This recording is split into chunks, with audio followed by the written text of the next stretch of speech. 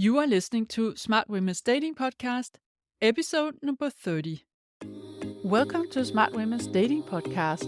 I am your host, certified life coach Lærke Nielsen, and I help smart, independent women attract the love they deeply desire without having to chase or settle. This podcast will give you the mindset tools and insights you need to finally crack the code to your love life. Are you ready? Then let's go.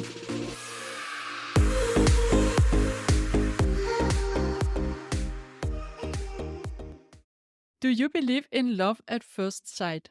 Or do you dream of it? Do you idealize it? Do you think that if you experience love at first sight, then the relationship will be stronger and feel more right? Then this could be costing you the true, long-lasting and healthy relationship that you want. Today's episode is about love at first sight, and I might as well tell you now that I'm going to poke a hole in the myth about love at first sight. And I have data to back me up. And then I'm going to give you an alternative vision. What the beginning to healthy, long-lasting love also could look like. And this is the first episode in a mini-series of 3 about something that we all like to feel and have in our life, which is love and attraction. So what do I mean when I speak about love at first sight? You both noticed each other from a distance. You locked eyes and time stood still. You could just feel it. This is destiny. You are meant to meet and you are meant to be together. It feels like there's a higher power involved, a spiritual connection, and you feel the butterflies in your stomach. Maybe he's your soulmate. There's a strong attraction and you feel like there is nobody else in the room, only him. When people share how they felt when they experienced that famous love at first sight, then it's something like this they say. And you hear couples talk about it retrospectively, that when they met, they just knew, and it was love at first sight. But is it really love? Can you feel love for a person that you just met? And is it true that you can feel that you're meant for each other? Or is it a confabulated memory that idealizes the meeting between two people who felt attracted to each other and then fell in love and then later became a couple? Does love at first sight in reality belong to a fantasy world of fairy tales and the prince on the white horse? Now, it's important to notice that there's a difference between falling in love and loving someone, and there's a difference between cultures in how we use these expressions. The cultures that I have lived in Denmark, for instance, we don't say I love you to anyone unless they are close family or a romantic partner. Love is a big word there. You don't just throw it around to people you've never met in person, for instance. And falling in love is only the initial stage of a romantic relationship. It's the stage where you're basically momentarily insane. The hormones are hijacking your brain. You feel obsessed with the other person and you can't stop thinking about him and you idealize everything he does and says. Then, if everything goes well, this is replaced by true love, which is characterized as a more deep, calm, and connected feeling. There's intimacy, trust, compassion, commitment, as well as the passion and attraction that is part of being in love. These feelings develop as you get to know someone. You normally won't expect to feel intimacy and commitment after a brief encounter, and you might not even be falling in love after only one meeting. But you can feel attraction and you can feel infatuation. This is a mix of passion and admiration for another human being.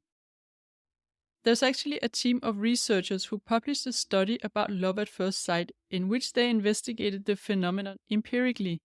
They wanted to see if it's something people report feeling right after meeting someone or if it's only something couples talk about retrospectively, so looking back and remembering that it was love at first sight.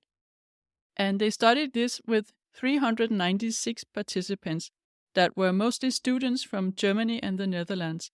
And they let them meet each other either by watching their photos or attending in-person events. And the idea was to simulate a little bit meeting each other online, like on a dating app or in a bar or a speed dating event.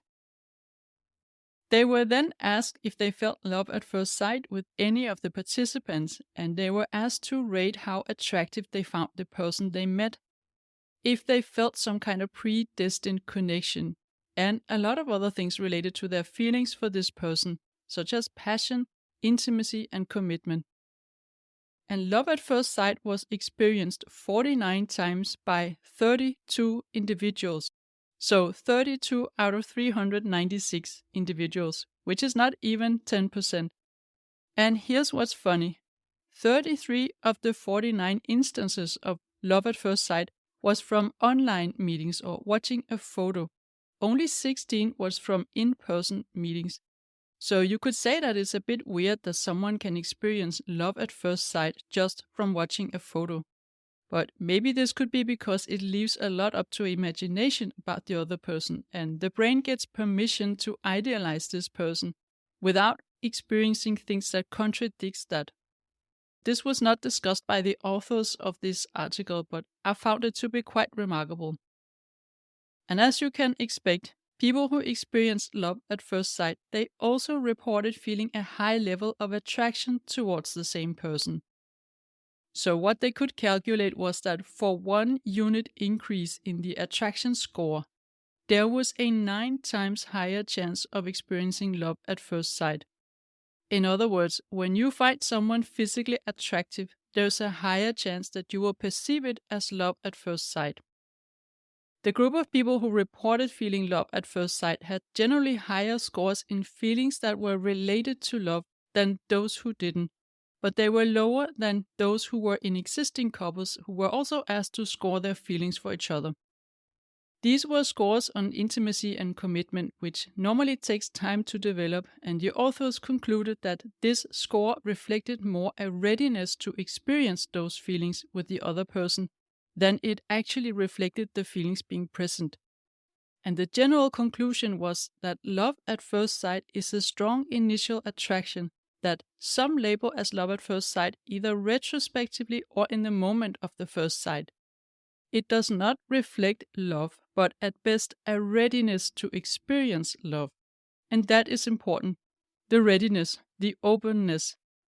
But what I also found was very interesting in this study was that for none of the people who experienced love at first sight, it was reciprocated by the person they felt it for.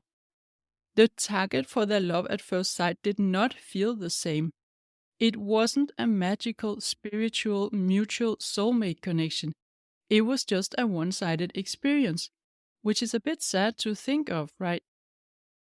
Now, I did not take the time to evaluate the quality of this study, and I'm not an expert in statistics, so I want you to take this with a grain of salt. The study design seems to me to be a little bit confusing, but nevertheless, I found it interesting to see that someone actually did a real study on this, and they did find a very strong correlation between attraction and the perception of love at first sight. So if love at first sight is just initial attraction, then why do we glorify it to be something ideal? Well, probably because it is idealized in movies, literature, and media in general, and we believe that love is more true and is meant to be when it was love at first sight. It's not very romantic to talk about feelings that develop over time. Then it's better to have a story that someone didn't like each other at all, and then all of a sudden things changed.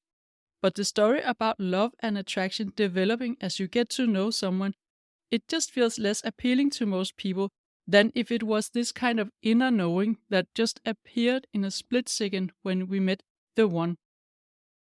But why is it a problem to dream of love at first sight? Well, knowing now that it's most likely just a physical attraction, here are 5 reasons it could be a problem to believe that a romantic relationship should always start with love at first sight.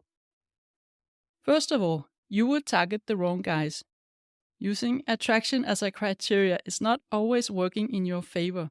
The men we are initially attracted to are not always the ones that can offer a healthy, long-lasting relationship. Our default attraction compass is not necessarily geared towards what is best for us. And I'm going to talk more about attraction in the next episode of this mini-series, so stay tuned for that.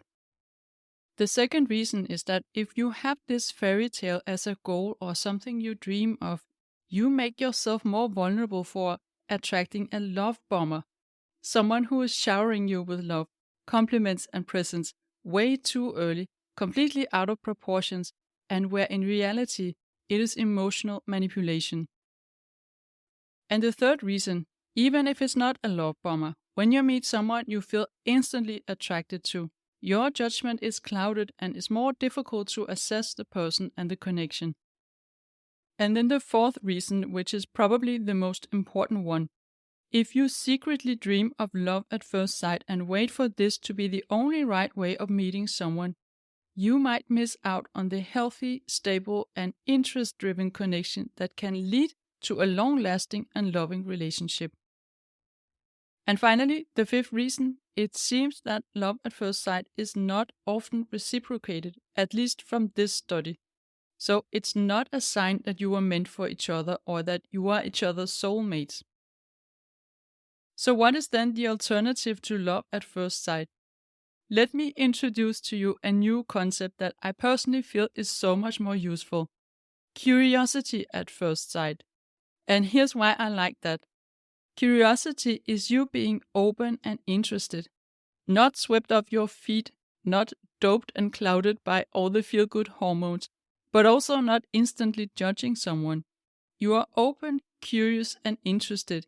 You want to get to know him more. You might be intrigued, fascinated, or inspired. There's something about him that makes you want to explore this connection, something you like, a path you want to go down to see where it takes you. It's like when you visit a new city for the first time and you notice these little streets and passages that you just have to go down to see what's on the other side of the corner.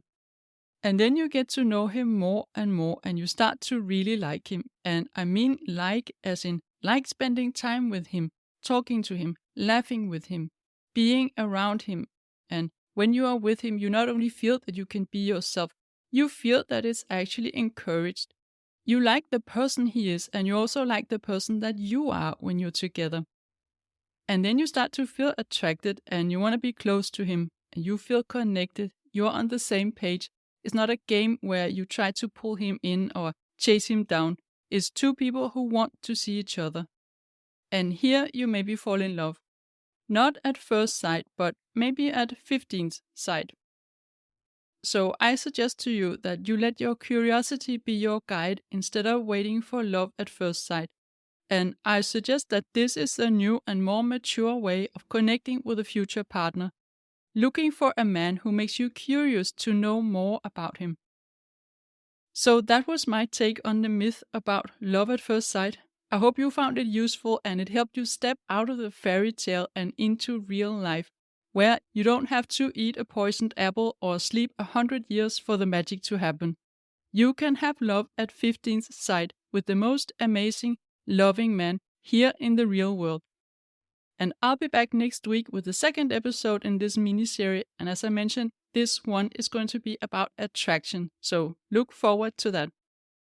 And if you are curious about what it would be like to work with me as your private coach, you can schedule a free consultation call in the link in the show notes or on my website, Lærke the Love Coach, Laerke. And in this call, we chat for 45 minutes and you get clarity on whether this is something for you. And I would love to talk to you, so hit the link and book a call. Thank you for listening and have a beautiful week. If you like what you're hearing on this podcast and you want to get support from a coach on your love journey, I invite you to book a free consult call with me. You will find the link in the show notes. And also, don't forget to subscribe, and I would love it if you would rate and review this podcast, and then you'll also help other women find it.